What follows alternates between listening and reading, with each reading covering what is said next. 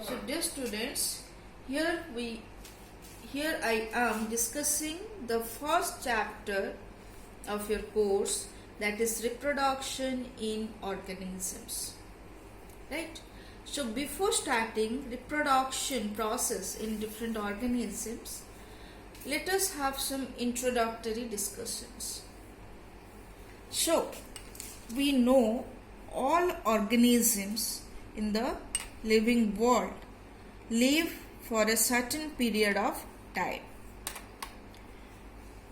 So during this period of time,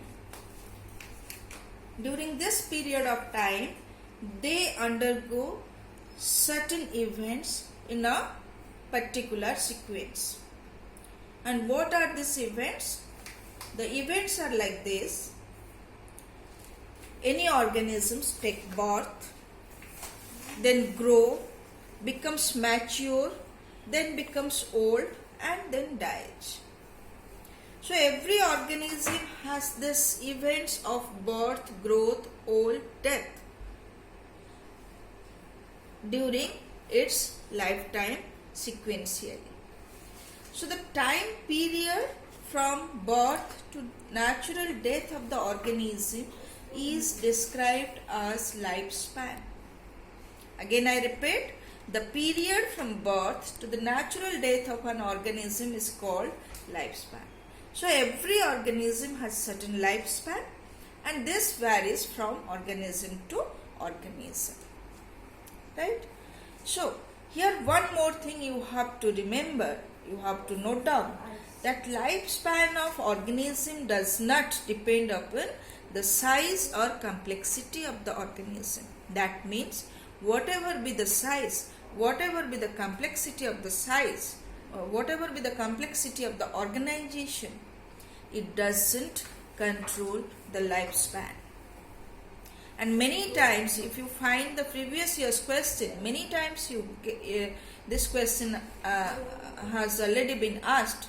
Lifespan of organism does not depend upon the size or complexity of the organism. Justify. So in what way you have to answer? You will answer first the definition of lifespan. Then the lifespan doesn't depend upon size or complexity. For example, take the example of two animals or two plants. Suppose elephant. It is a huge animal, you know. You take the example of tortoise. It is having relatively very small size. But the lifespan of elephant is about 60 to 70 years. Whereas the lifespan of tortoise is 140 to 150 years. So that means what? The size doesn't relate to the lifespan. Similarly, take the example of birds, crow and parrot. So you know both the birds are almost of similar size, almost of similar complexity. But the crow is having the lifespan of only 15 years, whereas the parrot is having lifespan of 140 years. Right? So, this way it is justified that lifespan of organism doesn't depend size or complexity of the organism. Similarly, you can take the example of a plant, banyan and peepal. The banyan plant having only 500 years of lifespan in maximum, whereas the peepal tree having the similar structure, similar size, similar complexity is of lifespan 2500 years in maximum. So now you can understand how it doesn't depend on the size or complexity of the organism. Right? Then again back to lifespan. That is, lifespan includes birth, growth, becomes old, and then death. That means every organism dies. Then if every organism dies, then how we are able to see, or how the vast number of organisms are present in our surrounding or in the living world? It is because the process of reproduction. Here the reproduction plays the role for the number of organisms. How? So you see, any organism take birth, grows, develops and attain the maturity. Once it becomes mature, or we say adult, when it becomes adult, it reproduces and gives rise to an organism of its own kind. Own kind means whatever characters are present in the parental organism remains present also in the offspring. So this organism again grows to adult stage and reproduce and becomes old and dies. So this is known as, this if sequential event constitutes the life cycle, and this life cycle is because of reproduction, and because of this reproduction any species maintain its continuity, right? So here you can see, so now we will move to reproduction.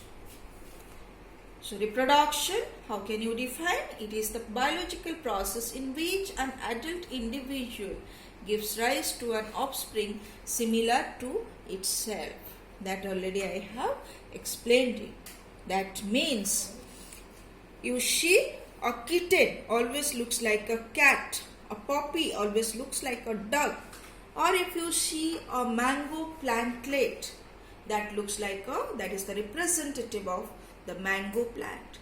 So any offspring represents its parental character. So that is the process of reproduction. Then next is, next question, why reproduction? What is the need of reproduction? Or you may get the question that importance or significance of reproduction. So here it is, reproduction is necessary because it maintains the continuity of the species, that I have already told you.